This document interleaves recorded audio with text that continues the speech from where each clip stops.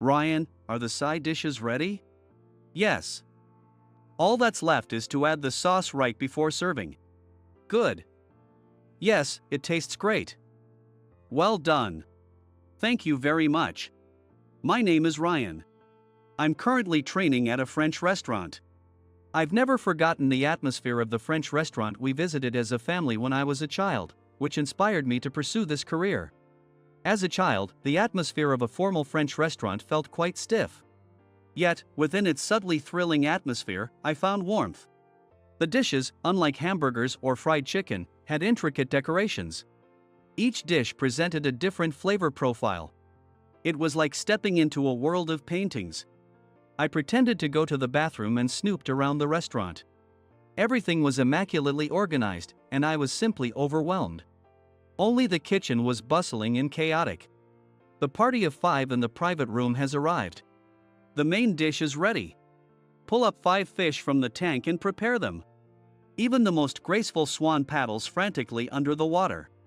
These people were creating this wonderful place. Seeing this as a child thrilled me. And that's when I decided on my future dream. I wanted to become a chef so badly that I didn't go to college but instead started as an apprentice at a French restaurant. The first few years were filled with dishwashing. I wasn't even allowed to prep the ingredients. Honestly, there were times I almost gave up. But I kept at my training and eventually was trusted to handle the side dishes. The once stern-faced head chef, Walter, now praises my seasoning. I am definitely making improvement. That made me very happy and proud. I have a brother who is 3 years older. His name is Charles. We look somewhat alike, being brothers, but he chose a completely different path. He graduated from a prestigious university and now works at a well-known company. He's what you'd call an elite. Not only is he smart, but he's also popular and admired by his peers. Having such a brother was a great support. And I admired him. I used to follow him around, mimicking everything he did. He probably found me endearing. He took care of me without any complaints. But at some point, a distance grew between us. Why start working? Shouldn't you go to college? You're just running away because you don't want to study, aren't you?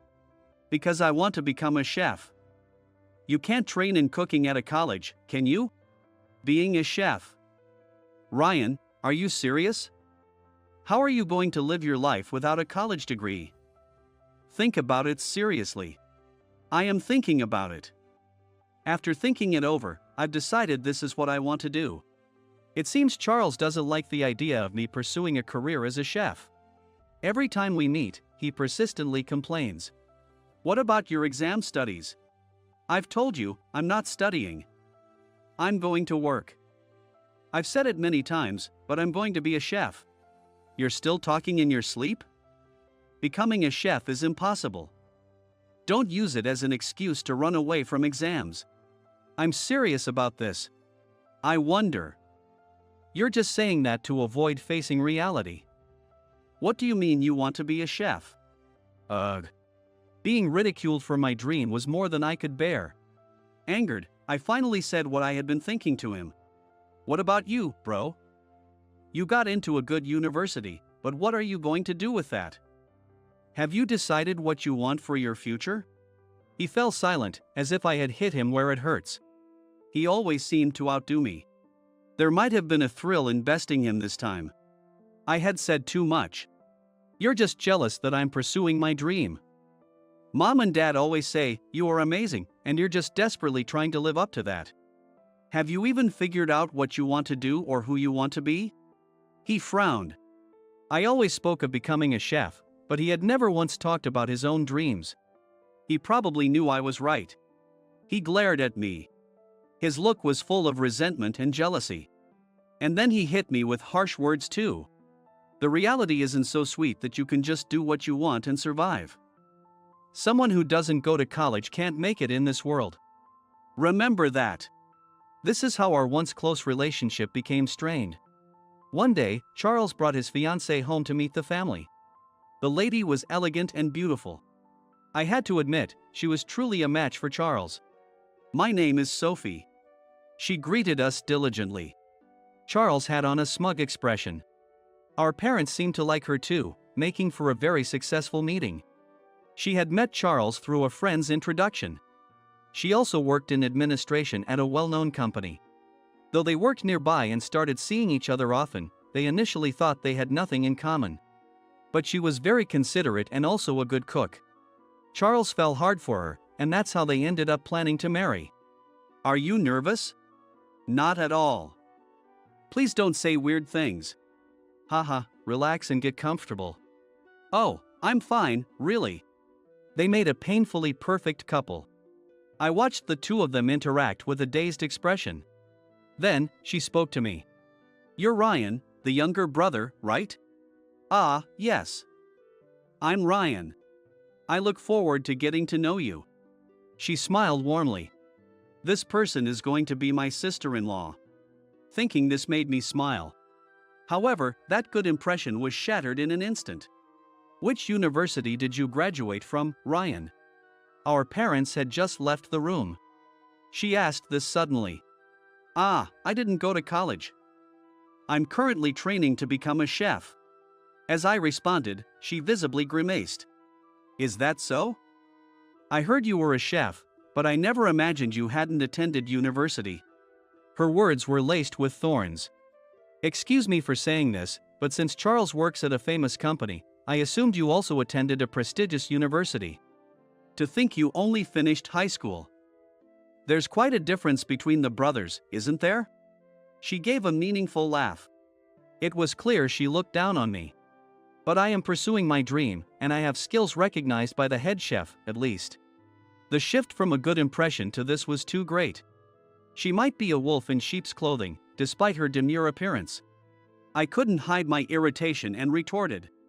Are you with Charles because he graduated from college and works at a famous company? What are you saying, Ryan? Before she could react, Charles scolded me. Ryan, do you see? This is the common perception. These days, people look down on those who only finish high school. If it bothers you so much, why don't you quit being a chef and go to college now? If I've offended you, I apologize. Like Charles said, I was just surprised. Because, well, just high school, you know. Sophie smiled slightly in apology. Her insincere expression was extremely unpleasant. Ryan, you're just doing what you want, so your life must be easy, right? Really? If only everyone could just live doing what they love, how wonderful that would be. The two of them looked at me and laughed mockingly. A few days after Charles introduced his fiancée. Is that Sophie? She came as a guest to the French restaurant where I was training. She was accompanied by an unfamiliar man. The man's appearance was not exactly respectable. He looked like the type who might throw a punch if you bumped into him on the street. Feeling I shouldn't be seen, I quickly hid and watched what was happening. So, when will it be? The deadline is next month, you know? You know what happens if it passes. The interest will just keep increasing. I understand. Well, with your looks, you could probably become popular at a nightclub. The man's sleazy laughter echoed. No way. I was stunned to learn her secret. From what I overheard, it seems she has debts. And they appear to be substantial. Does Charles know about this? As I wondered, a shocking statement reached my ears. Don't worry, I have a way to pay it back. My fiancé earns a lot and is a yes man. I plan to sweet-talk him into arranging the money. You're planning to exploit your fiancé? Poor guy. It's my prerogative how I gather the money, isn't it? Well, that's true. My apologies. My heart nearly burst. I had sensed something off about her, but this was beyond my worst suspicions. Without any hint of remorse, she openly discussed her plan to extract money from Charles with this man. So please, stay away from me. I have a wedding at the end of the month.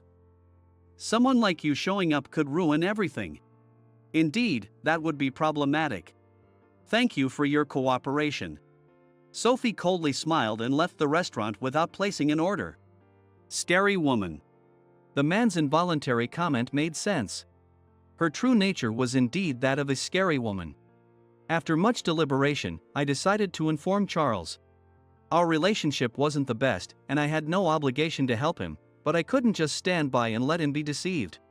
However, as expected, he was reluctant to believe me. "You're just jealous, aren't you? Trying to mess up my marriage, huh? Why would I do something like that? What do I gain from lying about this? I've never seen her act the way you described. How can you expect me to believe this?" "That's what I've been trying to tell you, Charles. You're being used. You should call off the wedding and break up with her now. Oh. And if you doubt it that much, come to the restaurant. She and that guy should be on the security camera." Being informed about the evidence, he had to believe it. I could hear his teeth gritting. "It's really true, isn't it? That's what I've been trying to tell you." It was a harsh truth. I stated it plainly. "Sophie, that woman. She was deceiving me." His anger was palpable even through the phone. It felt like he might crush his phone from the sheer force of his fury. Cautiously, I asked him, "What are you going to do? Break up with her?" "I hate to say it, but Sophie plans to bleed you dry. If you're going to break up, you need to handle it carefully." Ugh. I couldn't help but feel sympathy for his situation. However, I hoped he wouldn't resort to rough tactics. Behind her were some dangerous people. As I pondered this, Charles surprisingly asked me to keep it between us. "Hey, Ryan. Can we keep this just between the two of us?" "Huh? You mean forgive her? I'm going to make her regret trying to use me. I need a little time to plan." "All right." After ending the call, I sighed. She's not someone to be taken lightly. The image of her in the restaurant flashed through my mind. I didn't know what Charles was planning, but they continued to prepare for the wedding as if nothing was amiss. Meanwhile, I was constantly worried. Doesn't he believe me? Despite my suspicions, there were no signs of trouble between them. The wedding was now only a day away. Confused by Charles's unreadable intentions, I was startled when she suddenly spoke to me. "What's going on? Did I startle you?" "No, just lost in thought." I laughed it off. However, she seemed indifferent to my discomfort and bluntly stated her business. "I hope this won't upset you, but are you attending the wedding, Ryan?" "Huh. If you do attend, please make sure no one finds out you're just a high school graduate. Many people from Charles's company will be there, as well as my relatives and colleagues. So please, do be careful. We wouldn't want the wedding to be spoiled." Not content with just squeezing money out of Charles, she now aimed to crush my pride as well. My patience snapped. "Then I'll just decline to attend the wedding. That should put you at ease, right?" I delivered the sarcasm as sharply as I could. However, she simply clapped her hands and said cheerily, "That would be helpful, thank you." Watching her leave with a satisfied look on her face filled me with a helpless anger. On the day of the wedding, although I had promised her I wouldn't attend, Charles pleaded for me to come, so I reluctantly agreed to participate. When she saw me at the venue, contrary to our agreement, she glared at me with a look of betrayal, but I simply ignored her. The ceremony concluded without any issues. Then we moved to the reception hall. As Sophie had warned, the venue was crowded with many guests. Probably close to 100. It was fitting for Charles as an elite businessman. While thinking this, I took my seat among our relatives. Just as I was starting to feel weary of the tedious congratulatory speeches, the toast was finally given, allowing us to start eating. Everyone was about to dig into the cuisine of the upscale hotel, wondering about its quality, when a voice interrupted. "Excuse me, please, I need a moment. There's something I must share with everyone." The voice belonged to Charles. As we faced yet another delay, amidst the grumbling crowd, he continued. "I have prepared a slideshow. Please watch." Pointing to a huge screen set up at the back of the hall, he signaled the staff, "Please go ahead." Then, it appeared. What? What is this? Isn't that Sophie? Who's that shady-looking guy next to her? Does Sophie have dealings with shady people? What's going on? An affair? Cheating? The venue buzzed with shock as they viewed the images on the slide. It showed Sophie with the same man I had seen her with at the restaurant. This woman in the images is undoubtedly her, Sophie, Charles declared. The murmurs grew louder. Confused, embarrassed, and agitated, Sophie shouted, "What is this?